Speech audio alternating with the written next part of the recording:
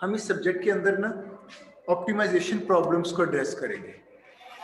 पहली बात तो ये कि आप जब अभी तक आप जो प्रोग्रामिंग करते आ रहे हैं उसमें आप मैथमेटिक्स को नहीं यूज़ करते। उसमें आप क्या करते हैं, सीधा प्रॉब्लम लेते हो और अपनी प्रोग्रामिंग स्किल को यूज़ करते हुए पेपर पे थोड़ा सा स्केच जरूर बनाते होगे, प्रोग्रामिंग स्किल को यूज़ करते हुए इम्प्लीमेंट कर लेते हैं। तो 99% चांसेस हैं कि आपका प्रॉब्लम सॉल्व तो कर लिया हो आपने और वो आंसर भी दे रहा हो, लेकिन वो इनएफिशिएंट होगा। इनएफिशिएंट इस सेंस में वो टाइम ज़्यादा लेगा। आपको अभी तक फोर्थ सेमेस्टर में क्यों नहीं पता चला, अब तक ये ऑब्जर्व क्यों नहीं हुआ, उसकी रीज़न ये है। और अभी तक आप इनएफिशिएंट प्रोग्राम भी बना रहे होंगे।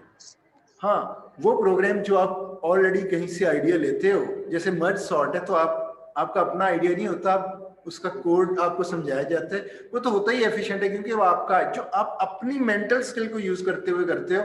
और 99% चांसेस है इनएफिशिएंट, क्योंकि अभी तक आपने कोई टेक्निक पढ़ी ही नहीं। तो प्रोग्रामिंग कोई प्रॉब्लम को सॉल्व करने है तो उसका बेस्ट वे ये है कि प्रॉब्लम स्टेटमेंट से उसका मैथमेटिकल वर्जन, उसको जो आपने इंप्लीमेंट करना है उसको हम टर्म को यूज करते हैं मैथमेटिकल मॉडल। उसका मैथमेटिकल मॉडल बनाएं और फिर आप उसको कंप्यूटर में इंप्लीमेंट करें। तो प्रॉब्लम को सॉल्व करने का काम मतलब ये नहीं है कि कंप्यूटर से पहले वाला जो टाइम है ना, वो आपका प्रॉब्लम को सॉल्व करने का टाइम होता है। कंप्यूटर में किसी लैंग्वेज में तो जस्ट आपने उसको इंप्लीमेंट करवाना होता है। तो इसका मतलब प्रॉब्लम को जब सॉल्व करना है आपने, जब उसका सोल्यूशन फाइंड आउट करने, वो सारा का सारा पेपर के ऊपर करना होता है और यूजिंग मैथमेटिक्स। तो अभी तक क्योंकि आप इस तरह से नहीं कर रहे थे, तो इसलिए इस सब्जेक्ट में आपको पता चलेगा कि किस तरह से उस सीक्वेंस को आप अडॉप्ट करोगे। कि पहले अपने प्रॉब्लम स्टेटमेंट को लोगे, देखोगे कि क्या मैं अपने इस सब्जेक्ट से रिलेटेड बताऊं तो मैं उन प्रॉब्लम को एड्रेस करेगा ये सब्जेक्ट। जो ऑप्टिमाइजेशन प्रॉब्लम होंगे, हर प्रॉब्लम की क्लास होती है, तो हम ऑप्टिमाइजेशन प्रॉब्लम को इस तरह एड्रेस करेंगे। अब आप जानना चाहेंगे कि ऑप्टिमाइजेशन प्रॉब्लम कौन से होते हैं। ऐसे प्रॉब्लम जिसके मोर देन वन सॉल्यूशंस हो और आपको उनमें से बेस्ट चाहिए। तो हर प्रॉब्लम का जो है सॉल्यूशन जरूरी नहीं है कि एक ही हो, एक से ज्यादा भी हो सकते हैं। तो ऐसे प्रॉब्लम जिनके more than one solutions exist कर रहे हैं, उनमें से आपको बेस्ट चाहिए, वो ऑप्टिमाइजेशन प्रॉब्लम। और ऐसी प्रॉब्लम को इस सब्जेक्ट में हम एड्रेस करेंगे। ये है ऑप्टिमाइजेशन। एक वर्ड मैंने ऑप्टिमाइजेशन सिखाया था, तो जब आप लेक्चर सुनेंगे तो आपको अच्छी तरह पता चल जाएगा, क्योंकि सारी बातें एड्रेस की। दूसरा ये कि इस ऑप्टिमाइजेशन प्रॉब्लम को किसी टेक्निक से सॉल्व करना है। जब टेक्निक से सॉल्व करेंगे, उस टेक्निक जो हम इस सब्जेक्ट में पूरे सब्जेक्ट में करेंगे, उस टेक्निक का नाम है लीनियर प्रोग्रामिंग। तो आप लीनियर प्रोग्रामिंग को यूज करते हुए प्रॉब्लम को सॉल्व करो। कोडिंग बिल्कुल साइड पर रखते हैं। प्रॉब्लम को सॉल्व करने का मतलब है पेपर पे उसको सॉल्व करना। जब आप पेपर पे उसको सॉल्व कर लिया, इट मीन 100% ये हर इनपुट पे आंसर देगा, आप टेस्ट करके देख सकते हो, उसको आप कोड किया जा सकता। और अगर ये मैथमेटिकल टेक्निक से हुआ है तो डेफिनेटली ये एफिशिएंट होगा। तो एफिशिएंट होने के बाद कोड करना चाहिए। लेकिन अभी तक आप लोग ऐसा, और जितनी भी मैथमेटिक्स के सब्जेक्ट्स आपने पढ़े होंगे और सब में ये देखा होगा कि आपने उसमें जो भी मैथमेटिक्स पढ़ी अभी तक प्रोग्रामिंग में यूज ही नहीं की होगी, फिर पढ़ क्यों रहे? तो हो ये रहा है कि आप मैथमेटिक्स पढ़ने के बाद दीवार पे ग्रेड मिल गया, दीवार पे फेंक दिया। ये सब्जेक्ट ऐसा नहीं है। आप जो चीज पढ़ोगे उसको यूज भी करोगे प्रोग्रामिंग। तो ये एक तरह से एक डिफरेंट टाइप की मैथमेटिक्स। ये अभी तक नहीं चला, जरा उसको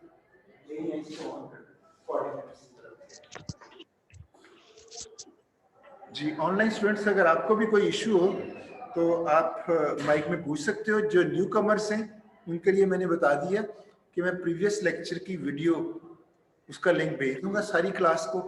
तो उसमें सिर्फ 2 टर्म्स पूरे लेक्चर में एड्रेस हुई थी, ऑप्टिमाइजेशन और लीनियर प्रोग्रामिंग। ऑप्टिमाइजेशन मैंने आपको बता दिया, ये एक क्लास है, ऐसी क्लास जिसमें वो सारे प्रॉब्लम्स आ जाते हैं जिनके मोर देन वन सॉल्यूशंस हो, और उन मोर देन वन सॉल्यूशन में से एक ही बेस्ट। यानी ऑप्टिमाइजेशन वो प्रॉब्लम होता है जिसमें ऑब्जेक्टिव मैक्सिमम हो या मिनिमम।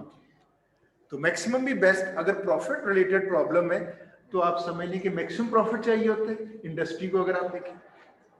और अगर आप कोई चीज परचेज करना चाहते हैं तो कॉस्ट रिलेटेड इशू में डुप्लीकेट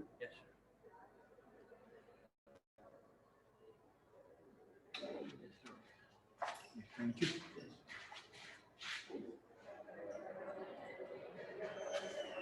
जी, तो ऑप्टिमाइजेशन क्लास है और इसमें कितने प्रॉब्लम्स हो सकते हैं? इनफाइनाइट। रियल लाइफ में कोई भी मैक्सिमम मिनिमम ऑब्जेक्टिव के साथ प्रॉब्लम तो बनते रहते हैं, तो वो इनफाइनाइट प्रॉब्लम्स हैं, लेकिन हमने सिर्फ ऑप्टिमाइजेशन प्रॉब्लम को एड्रेस करना है। और ऑप्टिमाइजेशन प्रॉब्लम के दो ही ऑब्जेक्टिव्स हो सकते हैं, या मैक्स या मेन, और लीनियर प्रोग्रामिंग टेक्निक को यूज करना है। तो मैंने फर्स्ट लेक्चर आज ही समझें कि ये जो स्टार्ट हो रहा है उन टर्म्स को बताने के बाद तो लीनियर प्रोग्रामिंग से हम स्टार्ट करने लगे। अगर लीनियर प्रोग्रामिंग आप देखें, ये मैथमेटिकल प्रोग्रामिंग एक माइंड में और रखें, प्रोग्रामिंग वो नहीं है जो आप सोच रहे हैं, आप सोचते होते हैं जो आप कोड कर देते हैं। प्रोग्रामिंग होती है मैथमेटिकली किसी प्रॉब्लम को सॉल्व करने को प्रोग्रामिंग कहते हैं। तो आप रियल सेंस में इस सब्जेक्ट में जानेंगे कि प्रोग्रामिंग होती क्या है। यानी कंप्यूटर का रोल तो बहुत उस वक्त कंप्यूटर का रोल है जब प्रॉब्लम सॉल्व हो जाए, आपको सोल्यूशन मिल जाए। तो ये जो लीनियर प्रोग्रामिंग है इसके दो कंपोनेंट्स हैं।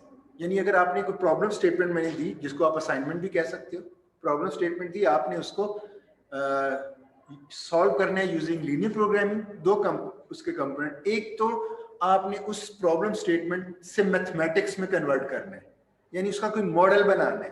तो ये एक प्रोग्राम का मॉडल बना हुआ है। तो फर्स्ट स्टेप मैंने अभी आपको नहीं सिखाया, ये बाद में हम देखेंगे कि ये मॉडल कैसे बनता है, प्रॉब्लम स्टेटमेंट से मॉडल कैसे बनता है, ये हम बाद में डिस्कस करेंगे।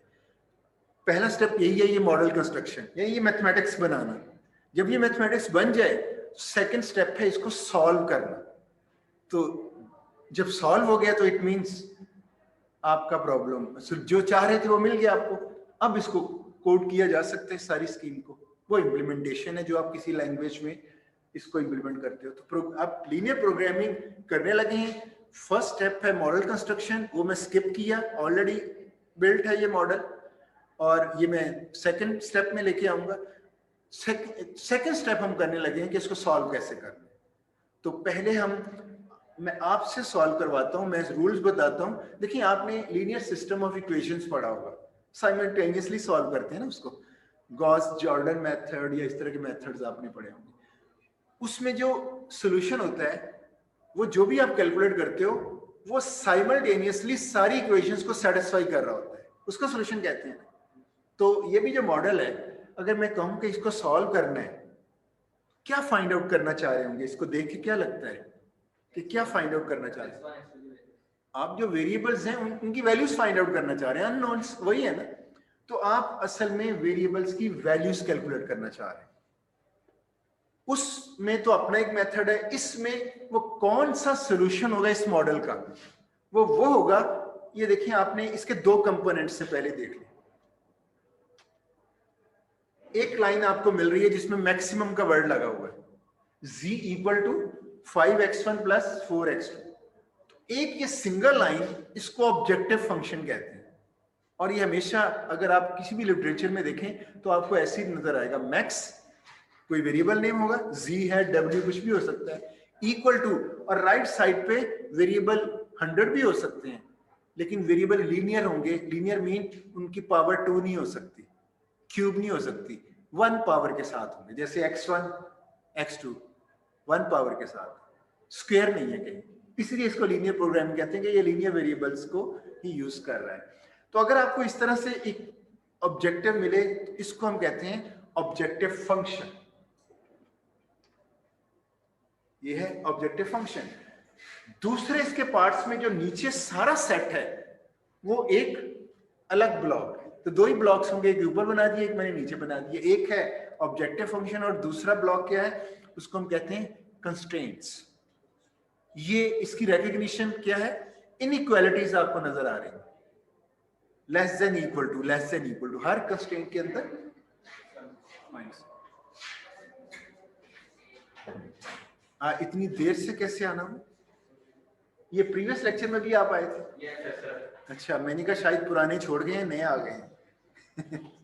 चले, तो आप देख रहे हो कि इनइक्वालिटीज है, इनइक्वालिटीज में किनको कह रहा हूं, ये देखें less than equal to less than equal to less than, inequalities ये सारी की सारी। और इसमें ये थोड़ी सी डिफरेंट है, ये देखें इनके ये ऐसे, ये थोड़ा सा पीछे करके इधर लिखी हुई है। तो 4 कंस्ट्रेंट्स ये हैं और 5th इम्प्लिसिट कंस्ट्रेंट इसको बोलते हैं, ये हर प्रॉब्लम में होगी, ये डिफरेंट हो सकती है प्रॉब्लम। इनको क्या कहते हैं? कंस्ट्रेंट्स। तो ये कंस्ट्रेंट्स हैं और वो ऑब्जेक्टिव फंक्शन। कहीं भी इस तरह की मैथमेटिक्स लिखी हुई नजर आए तो समझ लें ये एलपी मॉडल है, LP linear programming. LP model में लीनियर प्रोग्रामिंग तो समझ लें। तो लीनियर प्रोग्रामिंग मॉडल को अगर आप देखकर पहचानने की कोशिश करें, यही देखेंगे ऑब्जेक्टिव फंक्शन हमेशा एक होगा और जो कंस्ट्रेंट्स हैं ये वेरी कर सकती हैं। ये 100 भी हो सकती है, मैंने तो 4 ली है, 5, ये 100 भी हो सकती है, 200 भी, 500 भी। मैंने एक FYP लीनियर प्रोग्रामिंग में करवा चुका हूं, तो उसमें हमने एथलीट जो था उसकी डाइट प्लान किया था कि और डाइट में ऑब्जेक्टिव ऑप्टिमाइजेशन कैसे हो सकती है। डाइट में हमारी कोशिश होती है मिनिमम कैलोरीज के साथ हो, और दूसरा जो डाइट बनानी होती है उसमें कॉस्ट भी लगती है, तो मिनिमम कॉस्ट के साथ हो। तो ऑप्टिमाइजेशन प्रॉब्लम था उसमें, आई थिंक मेरे ख्याल में रफली 30-35 कंस्ट्रेंट्स के साथ वो बन गया। ऑब्जेक्टिव फंक्शन एक ही होगा और कंस्ट्रेंट्स वो डिपेंड करता है प्रॉब्लम स्टेटमेंट के ऊपर कितनी होंगी। 100 कंस्ट्रेंट्स के साथ भी हो सकता है। तो ये चीज पता चल गई कि अगर आपको इस तरह की मैथमेटिक्स नजर आए तो समझ लें ये एलपी मॉडल है, लीनियर प्रोग्रामिंग मॉडल। यहां तक तो कोई इशू नहीं। नेक्स्ट चलते हैं, अब इसको सॉल्व करना है। जी, कोई स्टूडेंट क्वेश्चन करना चाह रहे हैं ऑनलाइन? सर ये मैक्सिमाइज जो आपने वैल्यू ली हुई है, इसका जो नीचे वाला आपने बॉक्स कंस्ट्रेंट्स जो लिखा हुआ है, इसके साथ इसका कोई ताल्लुक है कि ये डिफरेंट डिफरेंट है दो चीजें? यानी आप देखें ये दोनों एक ही प्रॉब्लम, दोनों को मिला के एक प्रॉब्लम बना हुआ है, ताल्लुक तो है, रिलेशनशिप ये अलग नहीं है, ये अलग अलग नहीं है, ये एज ए होल दोनों कंपोनेंट्स को मिला के अगर कहेंगे तो ये एलपी मॉडल है। और एलपी मॉडल के दो कंपोनेंट्स मैंने अलग अलग बताए कि पहले को क्या कहते हैं और दूसरे को क्या कहते हैं, तो दोनों मिलके मॉडल बना रहे हैं, राइट। अच्छा, अब जैसे आप एक प्रॉब्लम को सॉल्व करते हो, कहते जी ये इसका सोल्यूशन है, इसी तरह हम इसका सोल्यूशन भी देखते हैं। सोल्यूशन को मैं डेफिनेशन बता देता हूं, इस प्रॉब्लम का कौन सा सोल्यूशन होगा। वो सोल्यूशन है x1 और x2 की कोई भी वैल्यूज आप एज्यूम कर लें, x1 और x2 की वो वैल्यूज जो इन सारी कंस्ट्रेंट्स को सेटिस्फाई करेंगी, वो इसका सोल्यूशन है साइमल्टेनियसली सबको। 4 कंस्ट्रेंट्स है, 5th को अभी आप रहने दें जो लास्ट पे है। अगर इनमें एक कंस्ट्रेंट्स की भी वायलेशन होती है तो वो सोल्यूशन नहीं कहला सकता। फर्ज करें एक पेयर लिया आपने x1 और x2 का, उसमें 3 कंस्ट्रेंट्स सेटिस्फाई हो रही है, 4th नहीं हो रही, वो सोल्यूशन नहीं है। सोल्यूशन के लिए साइमल्टेनियसली सारी कंस्ट्रेंट्स को सेटिस्फाई करना जरूरी है। क्लियर हो गया पॉइंट? अब मुझे आप x1 और x2 की है, हम पता कौन सा मेथड अडॉप्ट करने लगे हैं इसको सॉल्व करने के लिए। मैंने आपसे कहा जो भी अभी तक आप प्रोग्रामिंग की अटेम्प्ट खुद से मेंटल स्किल को यूज करते हुए करते आ रहे हो, उसको हम एल्गोरिदम में ब्रूट फोर्स कहते हैं, ब्रूट फोर्स टेक्निक, यानी जो आप मेंटल स्किल अपनी यूज करते हैं। तो अभी हम ब्रूट फोर्स की अप्लाई करते हैं। मैंने आपको बता दिया कौन सा सोल्यूशन होगा। x1 x2 का कोई पेयर ले लें आप, मुझे अभी बताएं, अभी मैं इसके अंदर प्लेस करके देखूंगा, अगर तो सारी कंस्ट्रेंट्स सेटिस्फाई होगी तो उसका सोल्यूशन है। तो हम देखते हैं इसके कितने पॉसिबल सोल्यूशन है, क्योंकि ऑप्टिमाइजेशन प्रॉब्लम में मोर देन 1 सॉल्यूशंस होंगे। तो जरा x1 x2 का पेयर बताएं। 2 कह रहे हैं, 1 2। एक स्टूडेंट ने अभी कहा है कि 1 2 means x1 1 x2 2, variable wise बता रहे हैं। अगर वैसे 1 2 कहें तो खुद गेस करेंगे पहला वेरिएबल कौन सा है और दूसरा। अब मैं 1 बाय 1 चेक करते हैं इसको, सिर्फ कंस्ट्रेंट्स में चेक करना है, ऑब्जेक्टिव का भी रोल नहीं है। 1 है ये 6, ये 2 है 8, 6 + 8 14, left hand side 14 less than equal to 24, satisfied, right. 1 + 4 क्योंकि 2 × 2 4 4 + 1 5 5 less than equal to 6, yes तो तीसरे और चौथे कंस्ट्रेंट में सेटिस्फाई नहीं होगा। नहीं, अभी देख रहे हैं हम उसको भी। -1 + 2 1 1 less than equal to 1 satisfied because equality भी इसके अंदर है, राइट? ये ऑनलाइन एक स्टूडेंट ने अभी बात की थी। आपका गुड नेम प्लीज, ताकि मुझे हेल्प मिले। जवाद हुसैन सर। चलें, अभी डबल आवाज आई है तो इक्वालिटी भी इसमें है, इसका मतलब है ये सेटिस्फाई कर रहा है। नेक्स्ट ये देखिए, 2 = 2, इट मींस जो इन्होंने मुझे एक सॉल्यूशन दिया है वो सारी कंस्ट्रेंट को सेटिस्फाई कर रहा है और फिफ्थ को भी कर रहा है, क्योंकि ये लेना ही वो है जो दोनों ग्रेटर देन इक्वल टू 0 यानी पॉजिटिव। तो इट मींस इस पूरे मॉडल का सॉल्यूशन 1 2 है। अब सॉल्यूशन हम फाइंड आउट क्यों कर रहे हैं, तो मैं आपको इस एग्जांपल के बारे में बता दूं। ये अमेरिकन एक कंपनी है जो पेंट बना रही है, दो डिफरेंट टाइप्स का पेंट बनाती है, एक्सटीरियर और इंटीरियर। आपने देखा होगा इनडोर अगर पेंट करना उसकी क्वालिटी और होती है, आउटडोर एनवायरनमेंट बाहर भी है, बारिश भी होती है और तो डिफरेंट। तो इसी तरह indoor outdoor X1 I think exterior paint है, मुझे एग्जैक्ट याद नहीं है। X1 शायद एक्सटीरियर पेंट है और X2 इंटीरियर पेंट है। अभी जो आपने बताया ना 1 2 मींस आपने सॉल्यूशन ये सजेस्ट किया जो ये डेली प्रोड्यूस करना है उस इंडस्ट्री ने, ऑर्गेनाइजेशन ने। तो इन्होंने ये सॉल्यूशन का इन्होंने गाइडलाइन दी है इंडस्ट्री को कि 1 यूनिट एक्सटीरियर पेंट प्रोड्यूस करो डेली और 2 यूनिट हम बाद में देख लेंगे क्या है, 2 यूनिट इंटीरियर पेंट। जब ये दिया, आगे ऊपर जो है मैक्स जी वो ये है कि अगर ये डेली वो प्रोड्यूस करें और मार्केट में सेल करें तो प्रॉफिट कितना होगा, तो वो प्रॉफिट से रिलेटेड है जी। तो जरा पुट करते हैं, ये जब मैं मॉडल कंस्ट्रक्ट करूंगा तो हम इसको डीपली देखेंगे कि पेंट क्या है, यूनिट्स के सबको डीपली इस वक्त देख लेंगे। तो अभी हमने सॉल्यूशन दिया X1 5 × 1 5 4 × 2 8 तो 5 + 8 13। तो ये प्रॉफिट इधर ना थाउजेंड्स में है, 13 यूनिट लगा दे 1000 की तो 13,000 प्रॉफिट मिल रहा है। वो डॉलर है या रुपीस को साइड पर। तो आपने एक सॉल्यूशन दिया कि जी X1 1 X2 2, ये एक सॉल्यूशन है क्योंकि सारी कंस्ट्रेंट को सेटिस्फाई कर रहा है और ये सॉल्यूशन में प्रॉफिट कितना मिल रहा है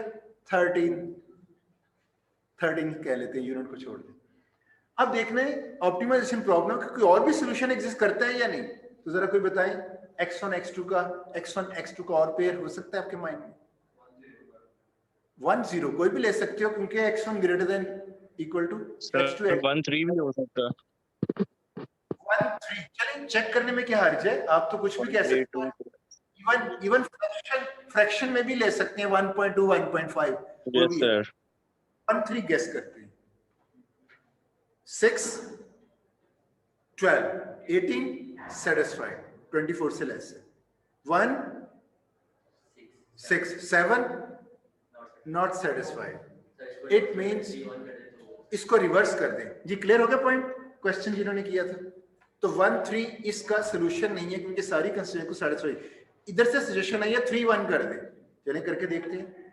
6 × 3 18 + 4 22 सेटिस्फाइड, 3 + 2 सेटिस्फाइड, -3 + 1 -2 सेटिस्फाइड,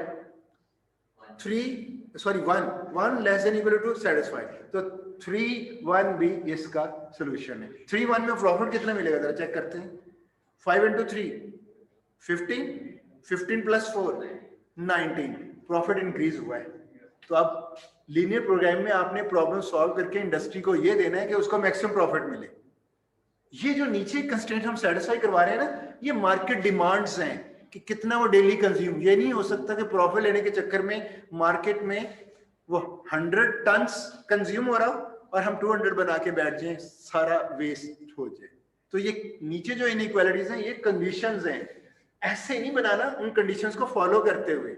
उसमें मार्केट डिमांड है और मटेरियल की भी यूसेज, ये सारी चीजें मैं मॉडल कंस्ट्रक्शन में आपको सिखा दूंगा। तो वैसे जो बात थोड़ी सी आती है तो मैंने कहा अभी थोड़ा सा इंट्रोडक्शन तो थोड़ा सा कर रहे हैं। तो अभी 3 1 एक इसका सोल्यूशन है। कहा है कि 3 यूनिट बनाया जाए एक्सटीरियर पेंट और 1 उसका बनाया जाए तो प्रॉफिट इंक्रीज हो जाता है और वो हो जाता है 19। $19,000 या 19 कहते हैं। इसका मतलब है कोई ना कोई तो ऐसा सोल्यूशन होगा जिसमें प्रॉफिट मैक्सिमम होगा और वही हमें चाहिए। तो बताएं, जो अभी हम मेथड यूज कर रहे हैं ब्रूट फोर्स, ढूंढ सकेंगे? कितना टाइम लगेगा उस? देखिए सर बहुत ज्यादा टाइम लग जाएगा सर। बहुत टाइम, हमें ये पता ही नहीं चलेगा कि हमारा सोल्यूशन आ भी गया है या नहीं। क्यों? अगर मैंने 1 मिलियन सॉल्यूशंस लेकर टेस्ट कर लिए, अभी भी नहीं, ये नहीं कॉन्फिडेंस के और उससे इम्प्रूव वर्जन आ सकता है, नहीं गेस कर सकते आप। क्यों? इसके पॉसिबल सॉल्यूशंस पता कितने हैं? गेस करें। इनफाइनाइट। क्यों? पॉइंट्स में भी है। तो अगर इनफाइनाइट सॉल्यूशंस हों तो आपको पता है ये जो मैक्स होता है ये असल में गार्ड बिठाया हुआ है।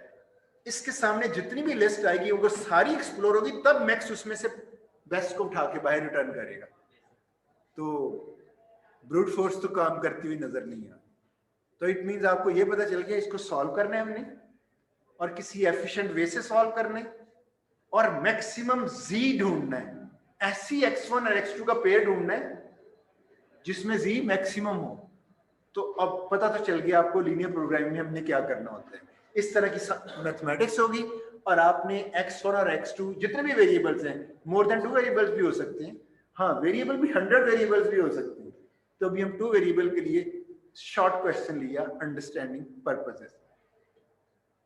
इसको हम मैथमेटिकल जो लीनियर प्रोग्रामिंग की टेक्निक है उससे सॉल्व करते हैं। अभी तो हमने अपनी मेंटल स्किल यूज की और हमें पता चल गया कि हमारा लाइफ टाइम जो अल्लाह ने हमें जिंदगी दी है वो भी शायद उस लाइफ में हम इसका सोल्यूशन ढूंढ ना सके। क्यों? इनफाइनाइट सोल्यूशन है। हर आने वाला वर्जन बेस्ट हो सकता है, लेकिन उससे भी बेस्ट है या नहीं ये नहीं कोई डिसाइड कर सकता। अब हम आने लगे हैं अपने टॉपिक की तरफ। मॉडल कंस्ट्रक्शन मैंने अज्यूम कर ली है कि बिल्ट इन हमें मिल गया मॉडल, सॉल्व करने लगे। अभी सर मैंने ये बताया था कि इसका सोल्यूशन होता क्या है, तो करें सॉल्व। हम ग्राफिकल मेथड से सॉल्व करेंगे और आज मैं इस प्रॉब्लम को ग्राफ के जरिए आपकी अंडरस्टैंडिंग डेवलप करूंगा। तो इंशाल्लाह आज आपको समझ आ जाएगा। नेक्स्ट लेक्चर में आपने ग्राफ पेपर लेके आना है, हम उसको इधर बैठ के सॉल्व करें। मैं एक और प्रॉब्लम दूंगा, आपसे सॉल्व करवाऊंगा। उस वक्त आपको पता चलेगा, जो स्टूडेंट कह रहा है ना कि आज का लेक्चर मुझे 100% समझ आ गया, तो जब वो पेपर पे करने लगेगा तो उसे पता चलेगा कि अंडरस्टैंडिंग और चीज है। जब उस अंडरस्टैंडिंग से प्रॉब्लम को हाथ से सॉल्व करना है फिर इश्यूज आएंगे। जिस तरह आपके प्रोग्रामिंग में इंप्लीमेंटेशन इश्यूज होते हैं, यहाँ भी आपको ग्राफ पेपर में वो सॉल्व करने पे इश्यूज, तो वो फिर मैं आपकी हेल्प करूंगा और वो एक सेशन होगा हमारा जिसमें हम डेमोन्स्ट्रेशन कर लेंगे। समझ लें ये वर्कशॉप हो रही है। आपको जो जो हर्डल्स आएंगी मैं आपको बताऊंगा कैसे, तो मैं आपके साथ मिलके सॉल्व कराऊंगा। इसलिए सारे ग्राफ पेपर लेके आए। जो ऑनलाइन है अगर उनकी टर्न है तो ग्राफ पेपर इधर होना चाहिए। जी कुछ कहना चाह रहे हैं? सर ये ऑब्जेक्ट और कांस्टेंट से ये तो पता चल जाएगा लीनियर प्रोग्रामिंग मॉडल है। सर ये कैसे पता लगेगा रेडी मिक्स मॉडल है? नहीं, रेडी मिक्स एक प्रॉब्लम है, कंपनी है, हर दफा ये तो नहीं आपको पता चलेगा। वो तो एक रेडी मिक्स ने, कंपनी ने ये प्रॉब्लम सॉल्व करवाई, कोई और होगा तो और मॉडल हो जाएगा। मसलन डॉक्टर्स जैसे मैंने एक प्रॉब्लम हमने एफवाईपी में किया डाइट प्लान, वो और प्रॉब्लम है। तो रेडी मिक्स एक प्रॉब्लम है सिंगल, जो इनफाइनाइट प्रॉब्लम है उनमें से कोई एक प्रॉब्लम रेडी मिक्स का है। कंपनी रेडी मिक्स कंपनी का नेम है तो उनका मॉडल है। तो हमें जानने की जरूरत नहीं कि ये रेडी मिक्स है या क्या, हमें तो ये एलपी मॉडल है, राइट। अच्छा अब हम सॉल्व करने लगे हैं और बाद में जो ऑनलाइन है जब उन्होंने ज्वाइन करना है इधर, तो आप लोग अगर घर पे बैठे होंगे तो आपने भी ग्राफ पेपर सामने रखें, सॉल्व करें, हम आपके साथ शेयर करेंगे। इधर ही जो इधर बैठे हैं ये भी सॉल्व करेंगे। और उसके बाद एक ये मैक्सिमम ऑब्जेक्टिव है, एक और प्रॉब्लम में सॉल्व करूंगा मिनिमम ऑब्जेक्टिव के साथ। 2 ही ऑब्जेक्टिव हो सकते हैं और उसके बाद हम क्विज पे चले जाएंगे, फर्स्ट क्विज। तो आप कहेंगे इतनी जल्दी फर्स्ट क्विज? जब हमारी यूनिट को कंप्लीट होगी फिर क्विज तो बनता है ना। और स्टूडेंट उस वक्त तक काम नहीं करते जब तक हाथ से उनसे इनको ना करवाया जाए और कोई क्विज की या इस तरह की बाइंडिंग ना हो। तो इसलिए समझ लें कि नेक्स्ट एक प्रैक्टिस सेशन होगा, उसके बाद एक और सेशन में एक और प्रॉब्लम करेंगे मिनिमम, और फिर मेरे ख्याल में हम क्विज पे और क्विज हमने लेना है जो ऑन कैंपस इधर लोग होंगे उनका ही क्विज होगा, दूसरों का क्विज, उनकी अपनी टर्न पे 2 क्विज बनाया करूंगा, क्योंकि हम नहीं ट्रस्ट करते कि घर बैठ के आप, वो हमने देख लिया, अभी ऑनलाइन एग्जाम था तो हमने ऐसा देख लिया कि क्या हो रहा है। जब तक सामने ना हो हमारी भी तसल्ली नहीं होगी। इवन आप यकीन करें ऐसे स्टूडेंट्स भी सामने आए हैं जिनका फाइनल पेपर है और फाइनल पेपर में एक लफ्ज भी उन्होंने नहीं पढ़ा हुआ और फाइनल पेपर सॉल्व करके उनके मार्क्स अच्छे खासे आ रहे हैं। और मैंने वाइवा रखा था बाद में, जब मैंने वाइवा में पूछा उनको टर्म्स के नेम भी नहीं पता थे। तो ज्यादती कौन कर रहा है, किसके साथ? अपने साथ कर रहे हैं स्टूडेंट्स, और तो कुछ नहीं।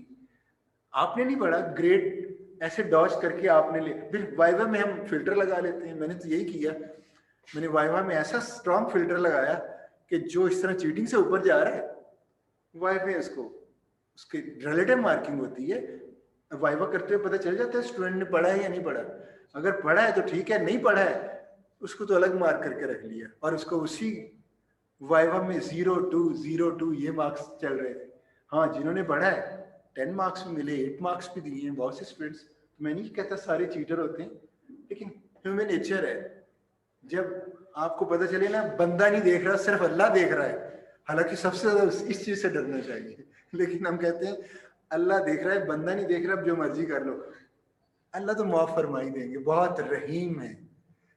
तो ये नहीं पता कि वो छूट है, रस्सी ढीली की हुई है। अब सॉल्व करने की तरफ आते हैं।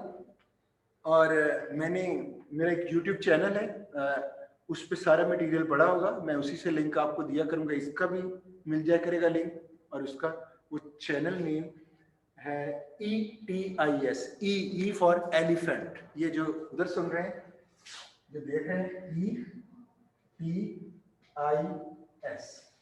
ETIS का मतलब ऐसे पूछना चाहें तो एवरीथिंग इज स्ट्रिंग।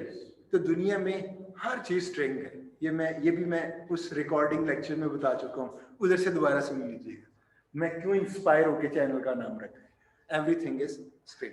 तो आप इस चैनल पे जाके अगर अच्छी लगे वीडियो तो लाइक भी कर दीजिएगा, क्या कहते थे यूट्यूबर्स, सब्सक्राइब भी कर दीजिएगा।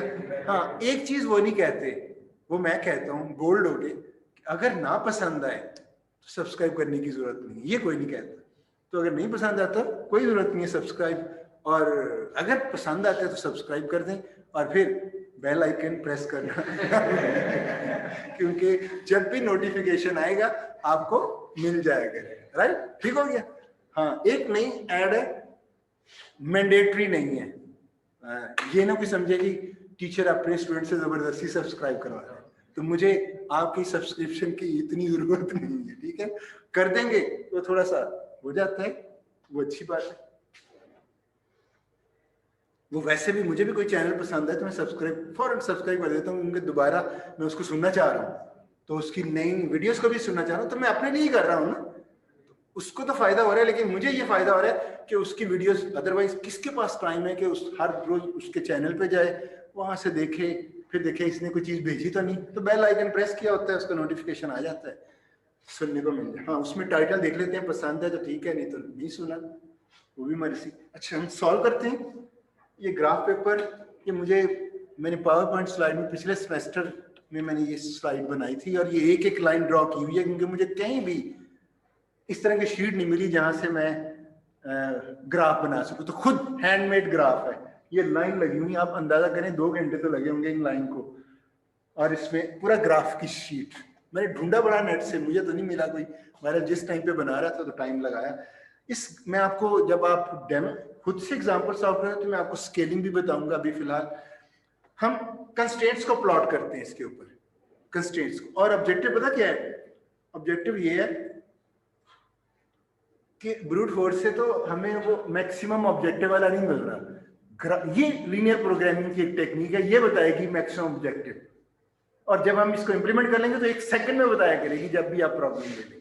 देखते हैं, अब सिंपल मैथमेटिक्स है, इसमें मुझे सिर्फ ये रिक्वायरमेंट है कि आपको ये जो ऊपर लिखी हुई है, ये है 6x1 + 4x2 ≤ 24। 2 वर्जन है, इक्वल भी है, लेस देन भी है, तो मैं दोनों को अलग कर लेता हूं।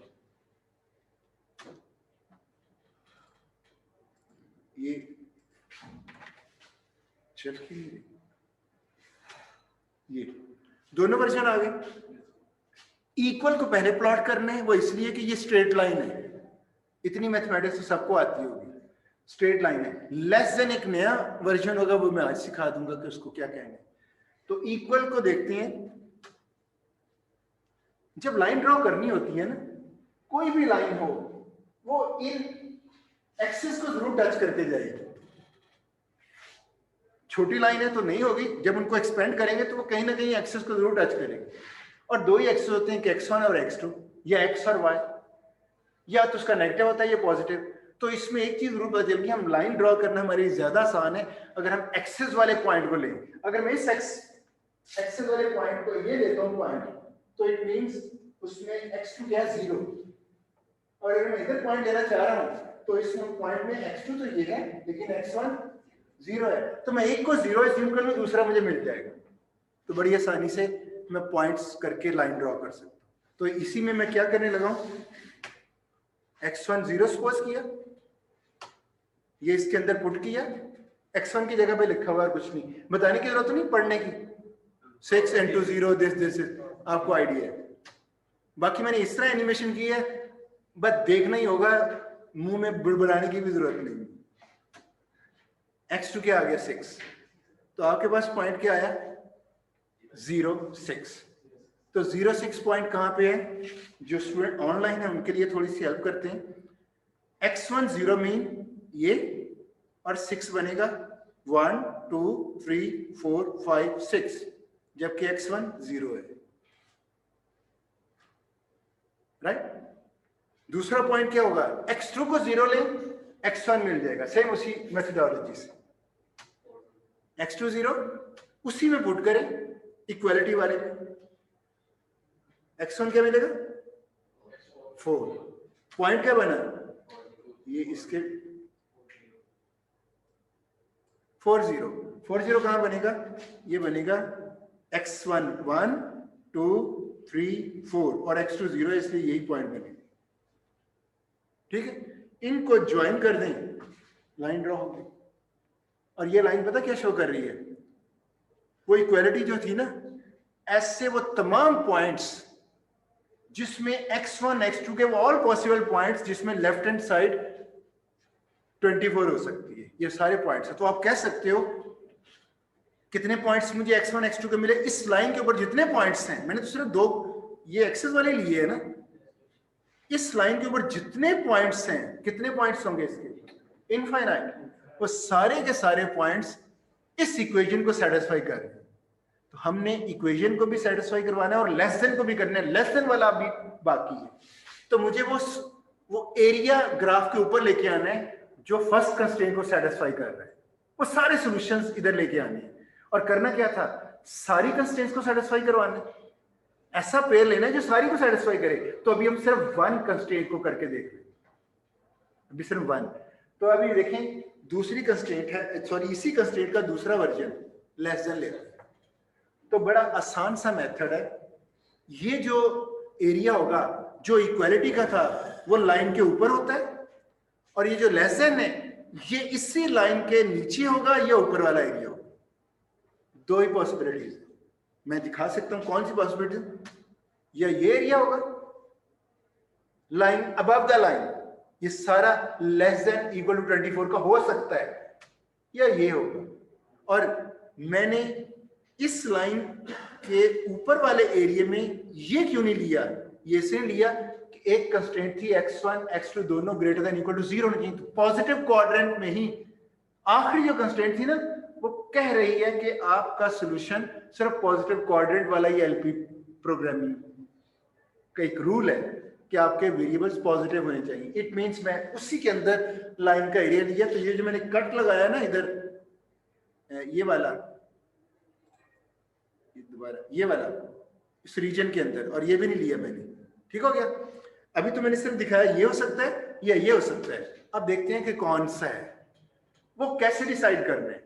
आप इस रीजन के अंदर से कोई भी पॉइंट अगर उसमें पुट करेंगे, अगर वो सेटिस्फाई कर जाएगा इट मींस ये वाला है, और अगर सेटिस्फाई नहीं किया इट मींस दूसरा एरिया। तो बाइनरी डिसीजन है यस और नो। तो कोई भी पॉइंट ले लें, जैसे आप कह सकते हो, मैं ये देखते हैं ये क्या है x1, ये पॉइंट कौन सा है 1 1, तो अगर मैं 1 1 इधर पुट करूं इसके अंदर, सेटिस्फाई करेगा?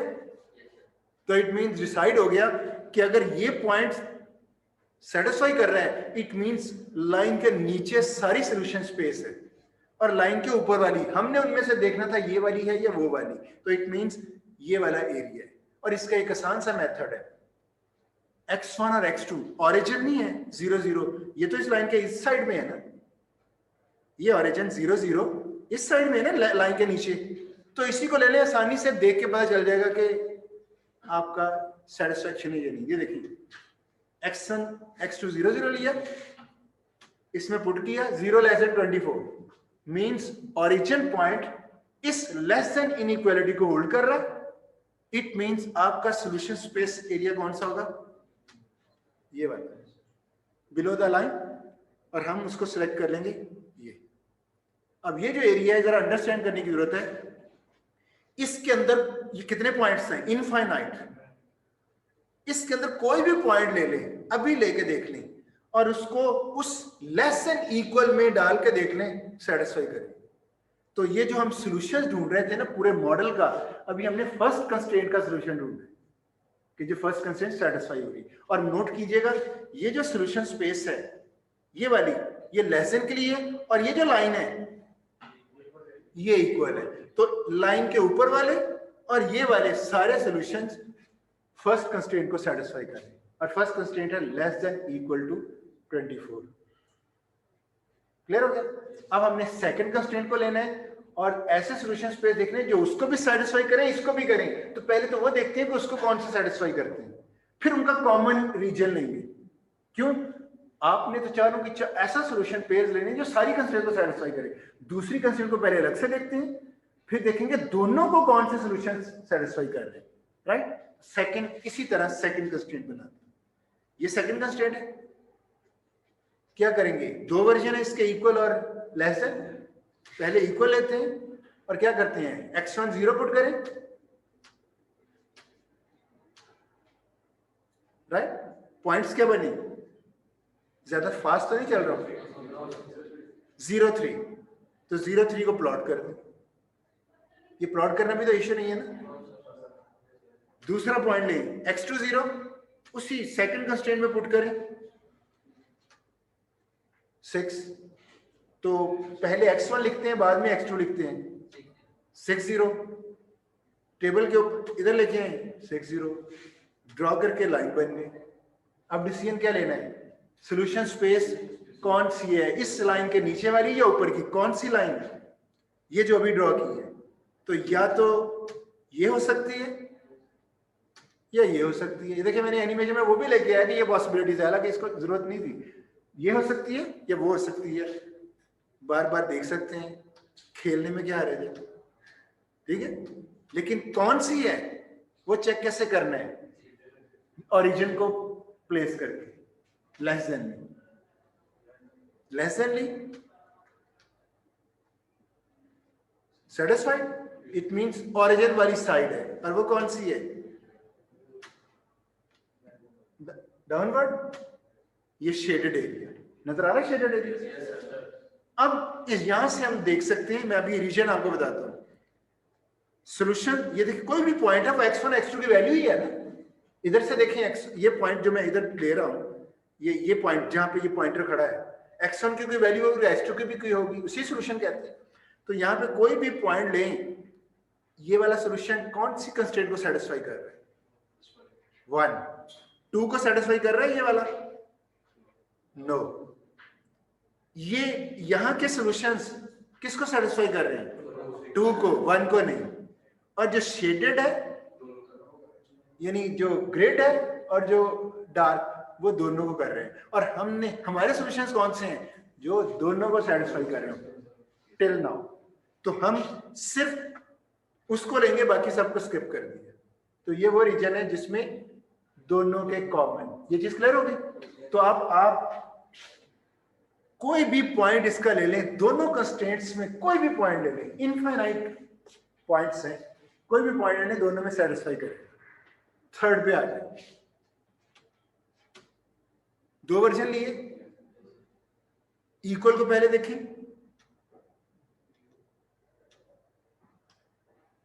0 1, ये आ गया 0 1। ये x1 क्योंकि माइनस था, उधर जाके x1 इक्वल टू -1 आ गया। मैंने तो आपसे कहा था वेरिएबल्स की वैल्यूज पॉजिटिव होनी चाहिए, ये नेगेटिव कैसे आ गया? ये पॉइंट की लेंथ है ग्राफ के ऊपर, सॉल्यूशन नहीं है। यानी ये नहीं कि अभी तो पॉइंट ड्रॉ करने के लिए हम वो पेयर ले रहे हैं, तो ये पॉइंट है ना कि प्रोडक्ट का वो कोई सॉल्यूशन है, उसकी कोई वैल्यू है। तो इसलिए ये नेगेटिव हो सकता है, इधर हो सकता है, इधर ग्राफ के ऊपर, तो ये वो नेगेटिव इस वजह से। तो ये आ जाएगा -1 0, तो -1 ये है बनेगा पॉइंट, ये -1 है और 0 ऊपर वाला 0, दोनों को ज्वाइन कर दें, ये लाइन बनेगी। अब इसमें भी आपका सॉल्यूशन क्या है? ये हो सकता है या ये हो सकता है। कैसे डिसाइड करेंगे? ओरिजिन किस साइड पे है उसी को पुट करके। ओरिजिन के अलावा ये भी पॉइंट दिया जा सकता था, 1 1 भी इसके नीचे ही है, तो ओरिजिन जरा ज्यादा सिंपल डिसीजन हो जाता है। हाँ, ये मैंने गलती से 0 लिखा हुआ है, ये 1 है, तो सेटिस्फाई कर रहा है origin. It means solution space इधर होगी इस लाइन की, और ये सॉल्यूशन एरिया है इस लाइन का जो कि लेस देन का है। और हमें कौन सा चाहिए? जो पिछली दो कंस्ट्रेंट्स का कॉमन एरिया वो हम बना चुके हैं, और इस कंस्ट्रेंट का, और वो एरिया बनेगा ये रीजन जो मैं पॉइंटर के साथ बता रहा हूं, राइट? ये है, ये 3 कंस्ट्रेंट्स, इसके अंदर जो भी पॉइंट है, सिर्फ कौन सा पॉइंट स्किप हुआ? आई थिंक ये वाला रीजन पहले क्या था, ये वाला स्किप हो गया, ये बन गया। अब आ जाती है लास्ट कंस्ट्रेंट, फोर्थ, x2 = 2 और x2 <2। 2 लेते हैं, एक ही 2 है, x1 क्या है इस लेवल? ये मैथमेटिक्स मैंने 3 सेक्शन से यही पूछा, सबने 0 कहा, तो मैंने कहा ये कौन सी साइंस है? कहीं कोई मैथमेटिकली बता सकता है कि x1 0 कैसे है? सर वो ये है ना कि जब कोई वैल्यू नहीं होती तो फिर उसको 0 कंसीडर करते हैं, ये भी तो बताया हुआ। नहीं, जब मैं आपको बताऊं ना, अगर सिस्टम में 2 वैल्यूज हैं x1 और x2, ये पता है x2 गिवन और x1 नहीं है, इसको हम टर्म को बोलते हैं independent of x1। Independent of x1 का मतलब है वो कुछ भी हो, मीन x1 -∞ से इंफिनिटी तक मौजूद है, सारी की सारी है। x2 फिक्स है 2, 0 नहीं हो सकता। तो x1 ऑल वैल्यूज, तो क्या बनेगा? आप ये कह लें कि आपका x2 है 1 और 2 ये है, और ये इंफिनिटी तक 2 ही रहेगा। ये x1 इंक्रीज हो रहा है लेकिन x2 वही 2 ही है, और इस डायरेक्शन में भी ये 2 ही है। तो ऑल पॉसिबल वैल्यूज x1 की, उसके लिए ये 2 है, मींस ये हॉरिजॉन्टल लाइन है, ये है। और अगर x1 2 होता तो वर्टिकल लाइन बननी थी, फॉलो किया? x1 अगर 2 होता तो हमने पता क्या करना था, 1 2, और क्योंकि x2 ऑल वैल्यूज हैं तो ये पूरी लाइन बननी थी, ये वाली। तो कभी भी मिसिंग को x0 ना कहिएगा। तो ये ऐसे लगता है जैसे मैथमेटिक्स के लोग हैं, इनका आपस में मजाक भी नहीं है लेकिन मजाक कर रहे हैं, ठीक है? अच्छा, बाकी आपने ये इक्वालिटी वाली है x2 = 2, और सॉल्यूशन स्पेस इसके लाइन के डाउनवर्ड या अपवर्ड, और वो ओरिजिन अभी भी हमें हेल्प दे सकता है, ये हो सकती है या ये। सेटिस्फाई, इट मींस डाउनवर्ड है। और कौन सी चीज स्किप होगी? आई थिंक ये पोर्शन स्किप हो जाएगा। ये क्यों? ये 3 कंस्ट्रेंट्स का है, जबकि हमें ये भी लेनी है, ये सारा, तो ये एज निकल गया। अब देखें वो सॉल्यूशन स्पेस आ गई है। पहले तो आप कह रहे थे ना कि इन ब्रूट फोर्स में वो कैसे इनफाइनाइट पॉइंट्स ढूंढें, ये सामने है, इसके अंदर जो पॉइंट उठाओगे वो सेटिस्फाई करेगा चारों। तो ग्राफिकल मेथड ने कितनी हेल्प की कि वो जो सारे पॉइंट्स हैं वो तो कम से कम आपकी रेंज में आ गए ना, ग्राफ सामने है, वही सिर्फ आपको लाइफ टाइम जितनी लाइफ है आपकी लगे रहे पॉइंट मिलते रहेंगे और सेटिस्फाई करते रहेंगे। अगला इशू है इनफाइनाइट पॉइंट्स में से कौन सा पॉइंट हमारा सोल्यूशन है जिसमें z मैक्सिमम है, और उसमें मैं आपकी हेल्प कर दूं। ये जो रीजन बना है ना शेडेड, इसके जो कॉर्नर पॉइंट्स हैं उनमें से एक मैक्सिमम है, छुपा हुआ है, उनमें से एक मैक्सिमम है। कितने कॉर्नर पॉइंट्स हैं इस रीजन के? कॉर्नर पॉइंट्स को कहते हैं जो दो लाइनें आपस में मिल जाए ना वो कॉर्नर बन जाता है। तो 6 पॉइंट्स हैं, एक है 0 0, दूसरा 4 0, कॉर्नर्स 3 1.5। ये कैसे ले रहा हूं? ग्राफ से कैलकुलेट कर रहा हूं। आप देख सकते हैं 3 को 1 2 3 और इधर 1 और ये हाफ है उसका 1.5, 2 2 1 2 0 1, 6 पॉइंट्स। तो कहां पे इनफाइनाइट वाला था फाइनाइट आ गया कि 6 के अंदर आंसर है आपका छुपा हुआ। क्यों? ऑप्टिमाइजेशन प्रॉब्लम का एक ही आंसर होता है जो मैक्सिमम z होगा। अब हमने सिर्फ 6 में से देखना है कौन सा है। कैसे चेक कर सकते हैं? Maximum z sir values put करके, ये वैल्यू z में पुट करेंगे 1 by 1। जी सर। मैक्सिमम z होगा, वही आंसर है। बड़ी अच्छी बात है, वेरी गुड। अब देखते हैं 0 0 लिया तो z क्या है? वो z में पुट करेंगे। वो जो ऑब्जेक्टिव फंक्शन नहीं था, कंस्ट्रेंट से आपने रीजन बनाया और कॉर्नर पॉइंट्स को z में पुट करके उसमें से ढूंढेंगे। 0 0 z 0, दूसरा कॉर्नर पॉइंट 4 0, z कितनी कैलकुलेट हुई? 20। अब ये बताने की जरूरत नहीं है 20 कैसे आया, तो देख लें सामने इक्वेशन। 3 1.5, z इसका है 21, 2 2 का z आता है 18, 13 4। तो सारे कॉर्नर पॉइंट सामने हैं। और कौन सा हमारा सोल्यूशन है इसमें?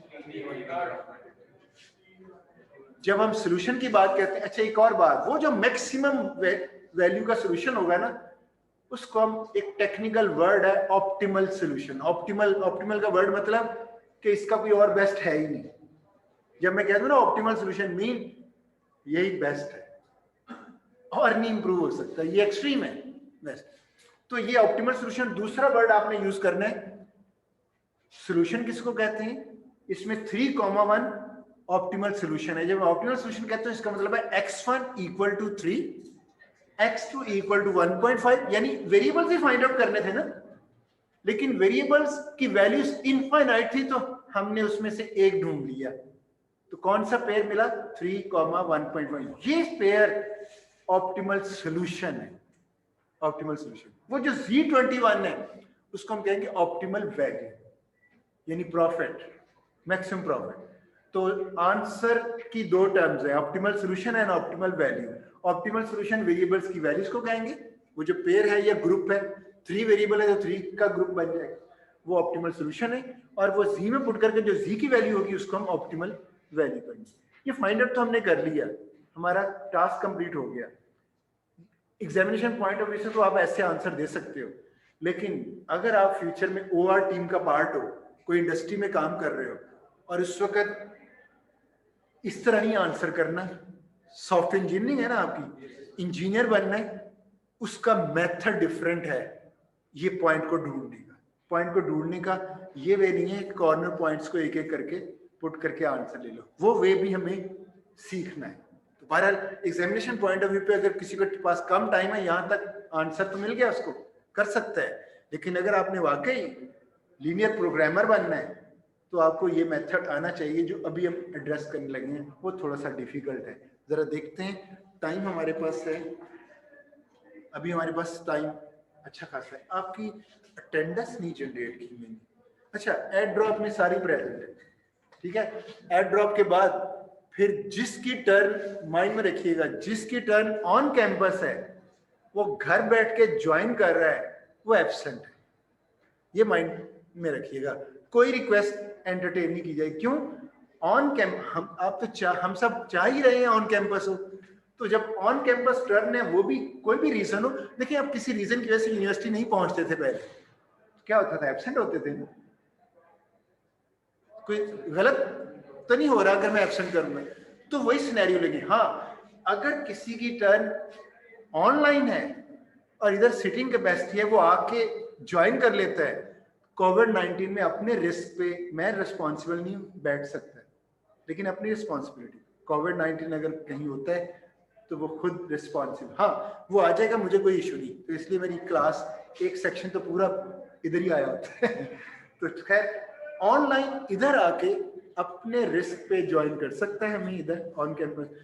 ऑन कैंपस स्टूडेंट घर बैठ के क्लास लेगा, बेशक ऑनलाइन आ जाए, क्लास अटेंड कर ले, बहुत खुशी होगी मुझे कि यार ये तो थीटा स्टूडेंट है, अभी भी कह रहा है क्लास मिस ना हो, लेकिन बाय रूल वो एब्सेंट मार्क होगा पेपर्स में।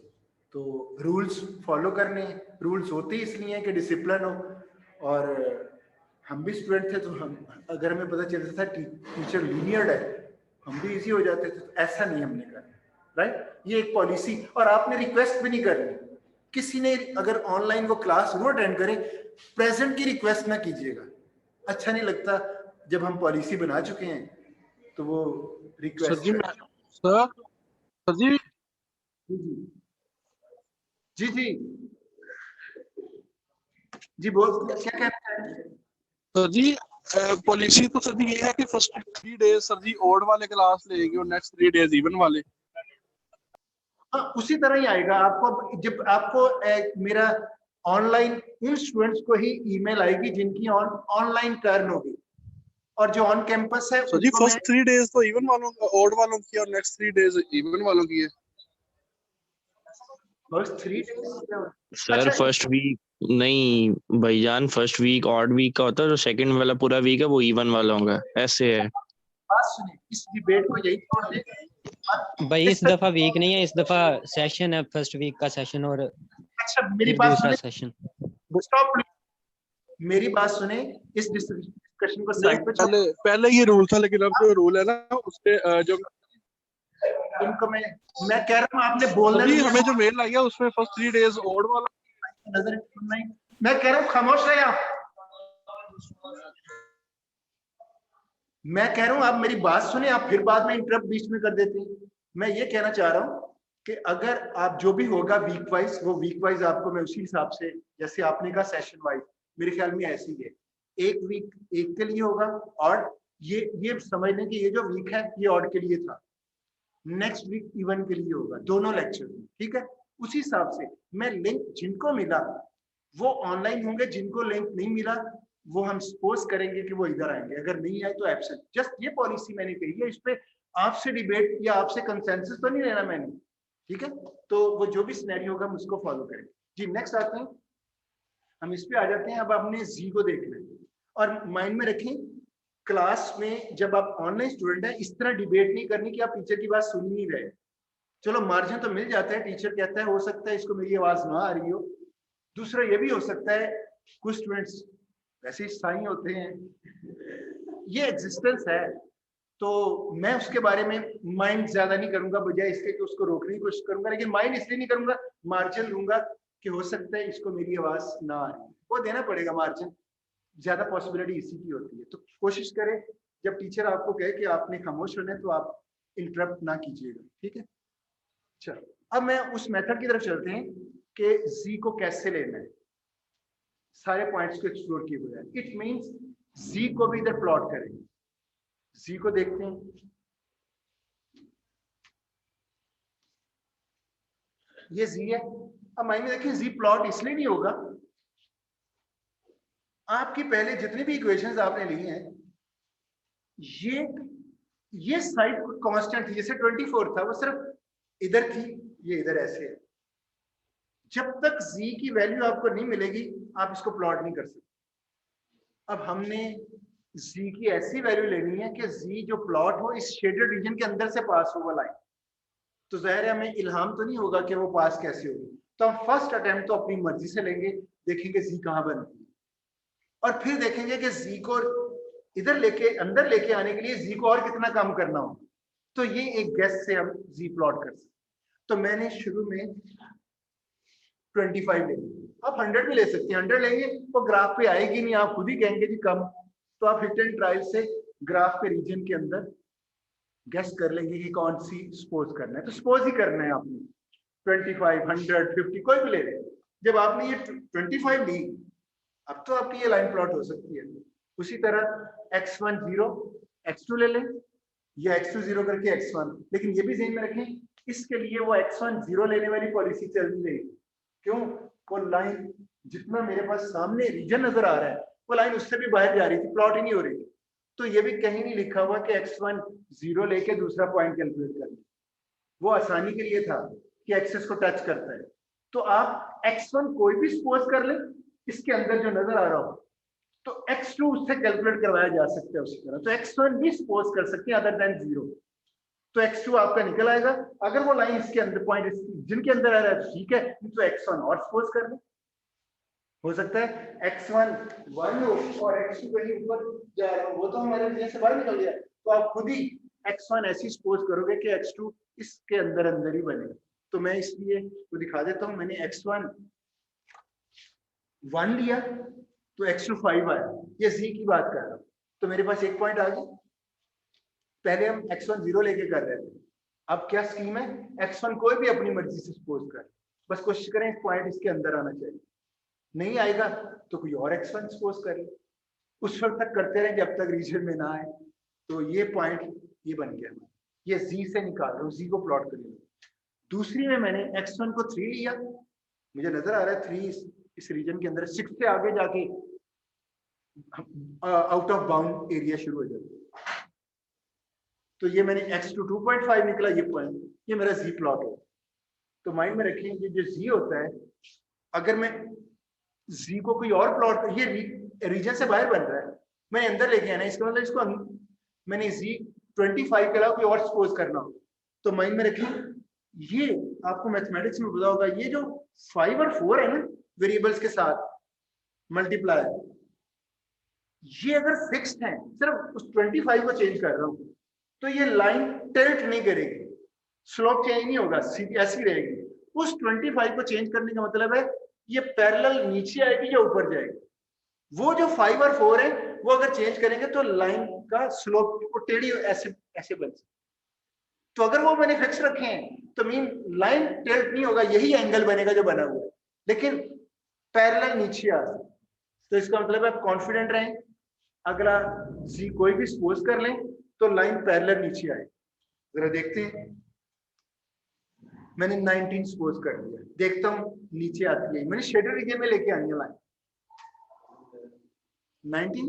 x1 को अपनी तौर पे 1.5 लिया, x2 इक्वेशन से कैलकुलेट कर लिया, ये कैलकुलेटर से कैलकुलेट कर लिया, ये पॉइंट ये बना।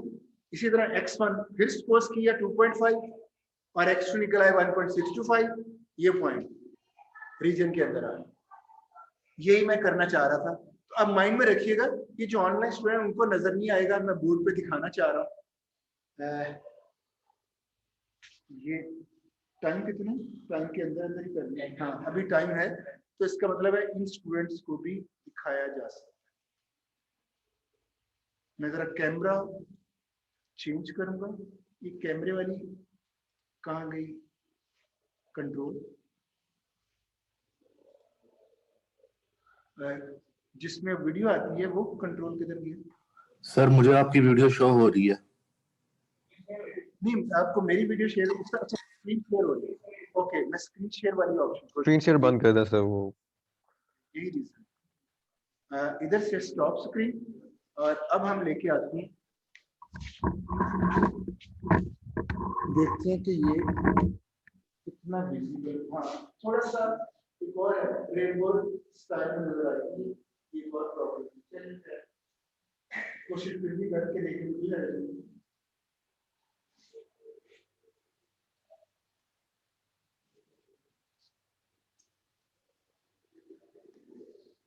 ये क्यों नहीं आ रही?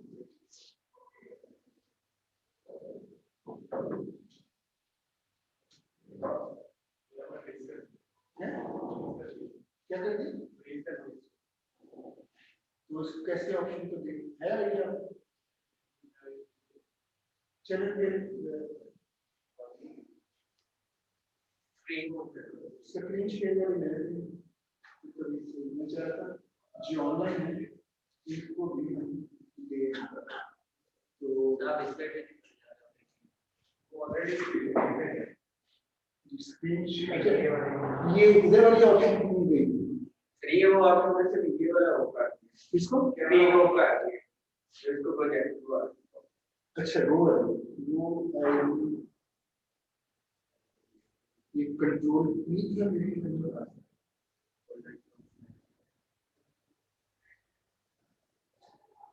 ये जरा उसको बुलाना होगा की बता दी है कंट्रोल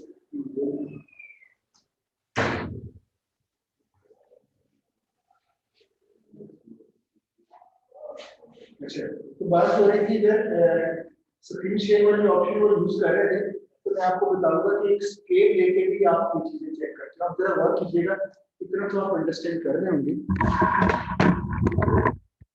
कि पैरेलल लाइन बनेगी टिल्ट नहीं होगी तो अगर मैं एक स्केल रख लूं जो शेडेड रीजन है थोड़ा सा ऐसे पैरेलल ऊपर लेके जाऊं जी इंक्रीज होगा या कम होगा इंक्रीज होगा क्योंकि 90 में वो नीचे आया था और डायरेक्शन थी कि इस तरफ तो अगर वो कलर वाला रीजन अभी भी बाकी है इट मींस वो वाले पॉइंट्स ऐसे हैं जिनमें ये आ गया मेरे ख्याल में कोई कौन सी की थी मैं कंट्रोल भी कर रहा हूँ डुप्लीकेट कर रहा हूँ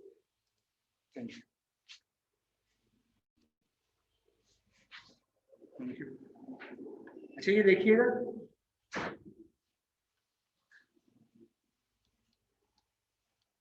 ये वाली अब माइंड में रखिएगा कि जब मैं इस रेड लाइन को थोड़ा सा ऊपर की तरफ ड्रैग करता हूं तो अभी ब्लू रीजन नजर आ रहा है आपको वो वाले पॉइंट्स हैं कि जब तक ये रीजन रहेगा इट मींस इनफाइनाइट सॉल्यूशन अभी भी है जिसमें इससे भी बेस्ट जी है फॉलो कर रहे हैं ना और मैं और इसको ड्रैग करते हुए ऊपर लेके जाऊंगा थोड़ा सा भी शेडेड रीजन हुआ इनफाइनाइट सॉल्यूशन अभी भी है पॉइंट्स में भी है ना तो जब मैं इसको ड्रैग करते हुए लेके जाऊंगा आखिरी कौन सा कॉर्नर पॉइंट टच होगा अगर मैं इसको यहां से स्टार्ट करता हूं ड्रैग करता हूं ये कॉर्नर पॉइंट ये भी रीजन है इंप्रूवमेंट है इसका मतलब ऑप्टिमल सॉल्यूशन नहीं आया उससे बेस्ट सॉल्यूशन इधर पड़े हुए करते करते मैं इधर तक आया अभी भी बेस्ट सॉल्यूशन पड़े हुए तो करते करते लास्ट ये कॉर्नर पॉइंट टच और ये पॉइंट एक ही पॉइंट होगा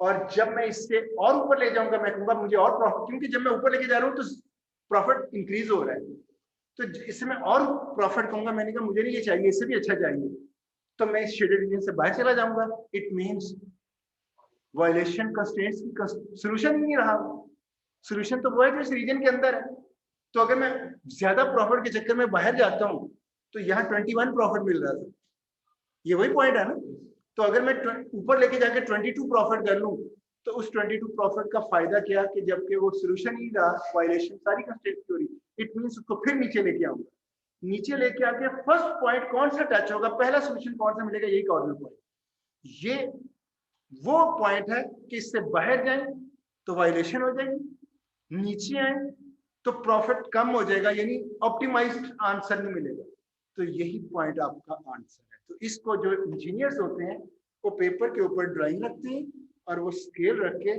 ऐसे ड्रैग करते हुए कॉर्नर पॉइंट में हाँ कभी हो सकता है 2 पॉइंट करीब करीब हो और पता ना चल रहा हो स्केल लेके जाए हिल जाए हाथ से मैनुअल कर रहे हैं ना हिल जाए और जब डिसाइड ना हो रहा हो तो क्या करें पाकिस्तानी मेथड उन 2 पॉइंट्स को इक्वेशन में पुट करके जो उनमें से अच्छा है वो निकालेंगे तो कहने का मतलब है जी को एक्सप्लोर करके आपने इस तरह से ड्राइंग के ऊपर आई थिंक आज आपको हम देखें हमारा क्वेश्चन वो ब्रूट फोर्स का जो इम्पॉसिबल था ग्राफ मैं एक ऐसा प्रोग्राम बना सकता हूँ एक ऐसी एप्लीकेशन बना सकता हूँ जिसको मैं ऑब्जेक्टिव फंक्शन इनपुट दूं और कंस्ट्रेंट्स फीड कर दूं और एंटर करूं ये ग्राफ ऑटोमेटिकली ग्राफ भी बनेगा और मुझे आंसर भी मिल जाएगा 1 सेकंड में ये एफिशिएंट प्रोग्राम है हाँ इस प्रोग्राम को बनाने में कितना टाइम लगेगा हो सकता है 10 दिन लग जाए जब अपनी एप्लीकेशन बनाए 6 मंथ्स भी लग सकते हैं तो ऐप बनाने का जो टाइम, वो टाइम नहीं होता, टाइम वो होता है कि ये आगे फर्दर जब सर्विस देगा, जब एग्जीक्यूशन होगी, वो कितने टाइम में आंसर देगी। तो ये एक सिंगल क्लिक पे आपको आंसर। ये जो ग्राफिकल मेथड आज हमने डिस्कस किया वो ये है कि ये आपका एफिशिएंट मेथड है। इसके अलावा कोई और मेथड अप्लाई करोगे तो आपको वो ऑप्टिमल आंसर टाइम यानी लाइफ स्पैन भी काफी नहीं, इवन सुपर कंप्यूटर भी नहीं निकाल सकता इनफाइनाइट सॉल्यूशन। जी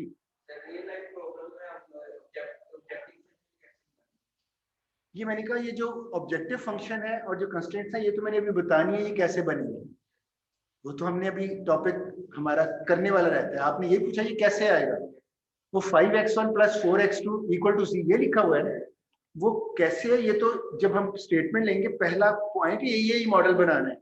और वो मैंने अभी स्किप कर दिया कि अभी ऑलरेडी बना हुआ मॉडल लिया, सेकंड स्टेप सिखाया। तो ये सेकंड स्टेप सिखाने के बाद फिर फर्स्ट स्टेप पे वापस आ जाएंगे, सिर्फ सीक्वेंस चेंज होगी, तो वो थोड़ा सा मुश्किल है, इसलिए मैंने उसको स्किप किया कि आप अभी लीनियर प्रोग्रामिंग में अभी वारिद हुए हैं, तो थोड़ा सा आपको परेशान नहीं करना। तो पहले सॉल्यूशन फाइंड आउट करती हैं, फिर जरा मुश्किल पार्ट को भी हाथ लगा। असल में डिजाइनिंग तो वही है ना कि आपने वो मैथमेटिक्स बिल्ड करनी है। Problem statement English like statements होंगी, कोई टेबल में डेटा होगा, उसको मैथमेटिक्स में लेके आना है, आर्ट वर्क है, तो उसको मैंने सेकंड स्टेप पे लिया। पॉइंट क्लियर होगी? कोई ऐसा स्टूडेंट है जिसको समझ ना आई? अगर नहीं समझ आई तो ETIS है ना, आपको ये रिकॉर्डिंग भी मिल जाएगी, ये भी मौजूद है, ये देखना पसंद करें।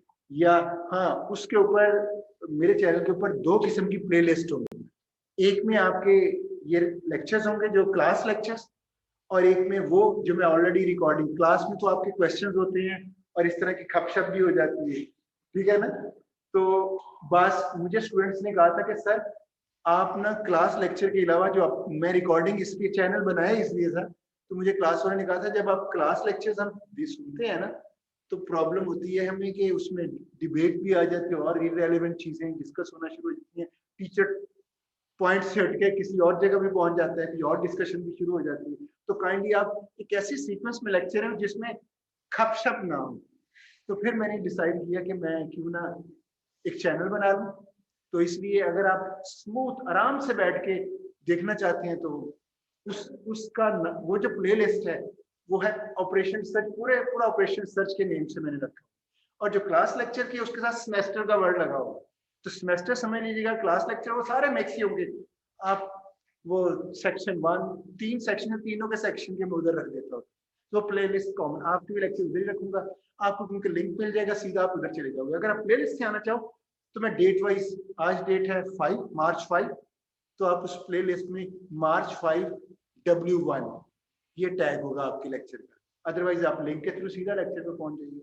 और अगर आपने दूसरी प्लेलिस्ट ऑपरेशन सर्च के थ्रू जाएंगे, उसमें वो भी लिंक मैं दे दूंगा आपको, लेकिन उसके साथ अगर आप उधर से सर्च करेंगे, अगले लेक्चर देखना चाह रहे हैं तो मॉड्यूल 2 मैंने इसको नाम दिया हुआ है, ग्राफिकल मेथड, तो उससे भी उसको एक्सप्लोर कर सकते। तो ये, और दूसरा एक एडवांटेज, अगर क्लास टीचर का अपना यूट्यूब चैनल हो उसमें एक बेनिफिट होता है, मैं अगर किसी क्लास लेक्चर लेता हूँ और किसी और यूट्यूब से चीजें देखने की कोशिश करता हूँ तो मुझे किसी भी लेक्चर में कंप्लीट मटेरियल नहीं मिलता, आधा इधर से मिलता है आधा किसी और से, क्योंकि वही क्वेश्चन तो नहीं एड्रेस हो रहा होता।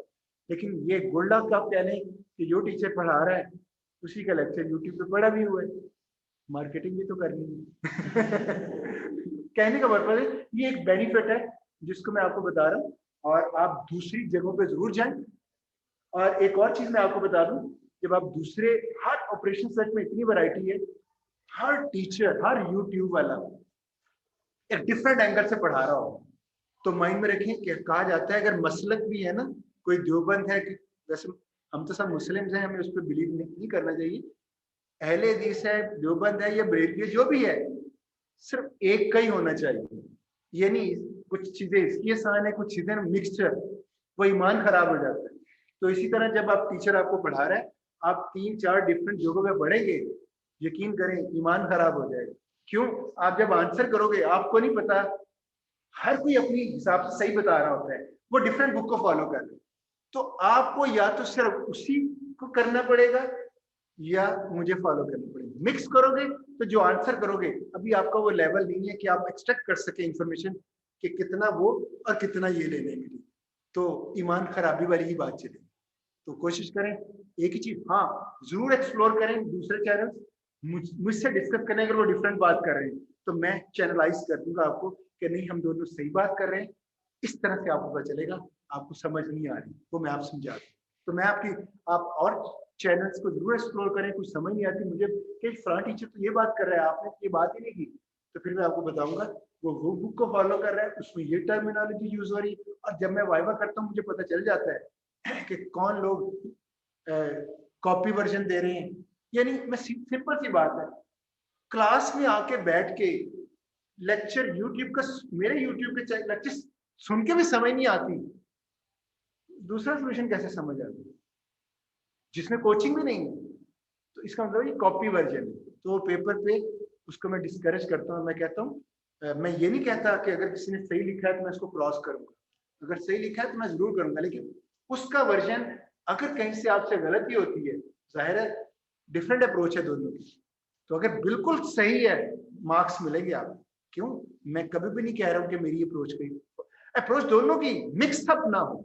अगर मिक्स अप होकर आंसर पे फर्क पड़ा तो वो तो यौम हशर ईमान की खराबी का तो हिसाब देना होता है।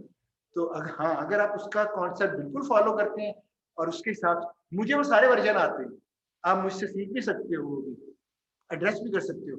अगर वो वर्जन सही होना चाहिए तो मैं कभी भी डिबेट नहीं करूंगा कि ये आपने क्यों किया, सही किया है, जहां से मर्जी करें, no problem. Thank you very much. आपके कोई क्वेश्चन हो तो पूछ सकते हैं।